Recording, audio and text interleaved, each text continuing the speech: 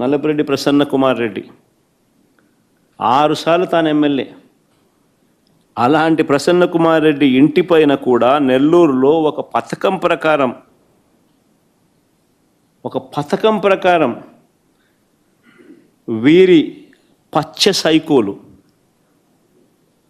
వీరి పచ్చ సేడిస్టులు పోలీసుల సమక్షంలోనే, ఇది కూడా ఆశ్చర్యం, పోలీస్ సైరన్ వినపడుతుంది ఒకవైపున, మరోవైపున ఇళ్ళల్లోకి పోయేవాడు పోతా ఉన్నాడు, వీళ్ళు ధ్వంసం చేస్తూ ఉన్నాడు, ప్రసన్న ఎక్కడా అని చెప్పి నిలదీస్తూ ఉన్నాడు, ఆడేడి ఈడేడి అని చెప్పి అడుగుతున్నారు, వీళ్ళు నాశనం చేస్తున్నారు, ఉండింటే కన్నా మనిషిని చంపేసిండ్రు. ప్లే చేయమో ఒకసారి ఆ వీడియో కూడా.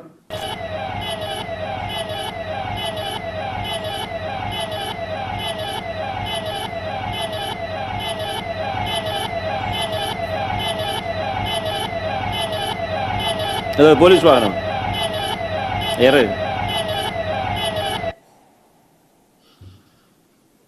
ప్లే చేయమా.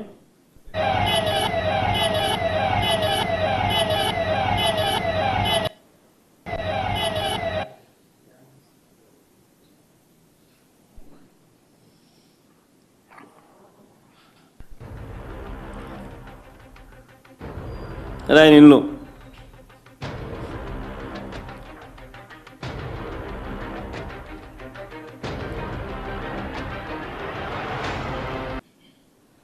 ఒకవేళ ప్రసన్న ఇంట్లో ఉండుంటే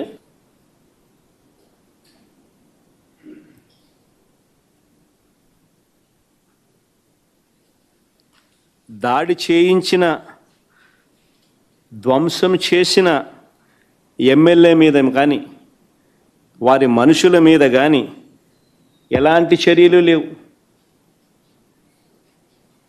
ఎలాంటి అరెస్టులు లేవు. కానీ పోలీసులు తిరిగి ప్రసన్న మీదనే ఎదురు కేసు పెట్టినారు. బాధితుడి మీదనే తిరిగి ఎదురు కేసు. పోలీసులు సమక్షంలోనే ఇవన్నీ జరుగుతాయి. పోలీసులు చూస్తూ ఊరుకుంటారు. ఒక అరెస్టు ఉండదు, తర్వాత ఎటువంటి చర్యలు ఉండవు.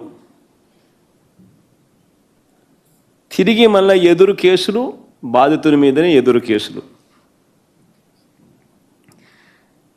నేను అడుగుతాను, ఈ రాష్ట్రంలో ఎవరికి రక్షణ ఉన్నట్టు అని అడుగుతా ఉన్నా. ఇది సేడిజం కాదా అని అడుగుతా ఉన్నా, పైశాచికత్వం కాదా అని అడుగుతా ఉన్నా.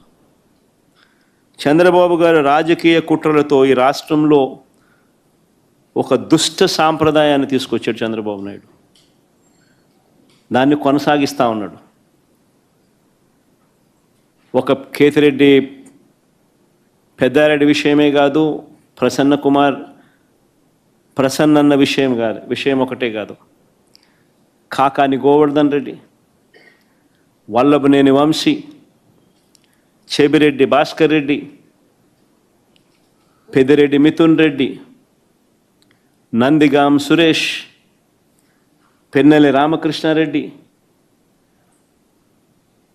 పోసాని కృష్ణమురళి సహా ఎంతోమంది మీద తప్పుడు కేసులు. వీళ్ళే కాకుండా 70 ఏళ్ళ వృద్ధుడైన సీనియర్ జర్నలిస్ట్ కొమ్మినేని శ్రీనివాసరావుతో సహా కృష్ణమోహన్ రెడ్డి, ధనుంజయ రెడ్డి లాంటి తమ జీవితంలో ఏ రోజు కూడా మచ్చలేని రిటైర్డ్ అధికారి